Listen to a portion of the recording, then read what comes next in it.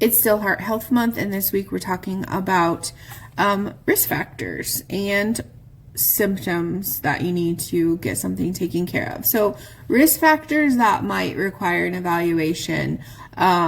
So, family history is very strong. Like, if you have a strong family history of heart disease, you should just get checked out, have a baseline, just in general. High blood pressure, high cholesterol. We also talked about some other blood work earlier this month that you can keep track of that give you a good indication of your heart health. Diabetes has a very strong association with cardiovascular disease. Diabetes is not very kind to our circulatory system, meaning like the blood flowing through our body. So neither is smoking, which is another risk factor. So if you have diabetes or have a history of smoking, then those are things you need to get checked out. New limitations that you didn't have before with exercising is, I consider that a risk factor, but also a symptom. A symptom is usually something you feel in your body. So I think that's both. So this is lifestyle changes, like a new unexplained limitation in exercise specifically. And we'll talk about that a little bit more in a second. So I do want to move on from those are the factors like, hey, if we have this, maybe it should be on our radar. And when we're at our primary care physician getting our yearly exam, we talk to them about these things, okay? Now, warning signs and symptoms. So chest discomfort and pain.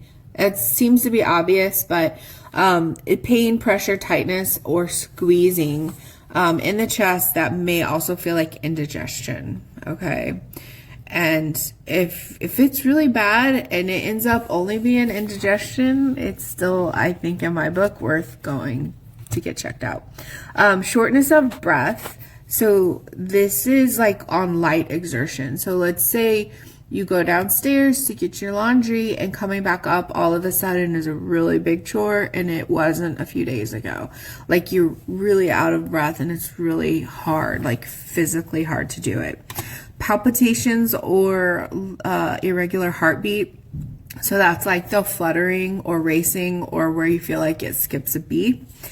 Dizziness and fainting could indicate issues with blood flow, like your blood's not able to pump up into your brain, basically, up into your head. Swelling and edema. So this is something that if you walk into my office and both of your legs are swollen, I'm going to ask you about it, and I'm going to ask you if you have a cardiologist. I'm going to ask you if your primary care physician knows about this. I'm going to ask you a lot of questions. I'm going to dig a little bit deeper.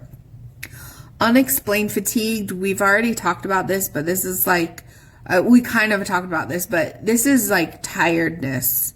Like on top of like you getting winded going up the stairs when you didn't used to, this is like a tiredness that you haven't had before. So when should you seek like immediate help? Well, if you have a sudden intense chest pain, tightness, or pressure, and this pain could also be radiating to your jaw, your neck, your back, or your arms, okay? I had a patient once, their upper trap hurt, their left upper trap hurt, and usually their pain was on the right side, so that was a concern because they usually didn't get pain on the left side, but they did think it was just a really tight muscle. So they were trying to work it out. So thankfully they had someone in their life that was like, yeah, maybe we should get this checked out. And he did. And so he's doing good with that. Severe nausea, vomiting, and cold sweats that accompany chest pain is also indicator you need to go get help like immediately. Okay.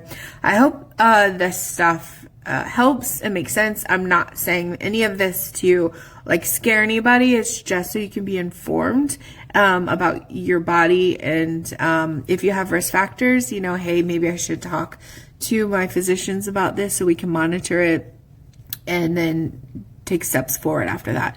I hope you're having a wonderful week. Next month we are going to talk about headaches.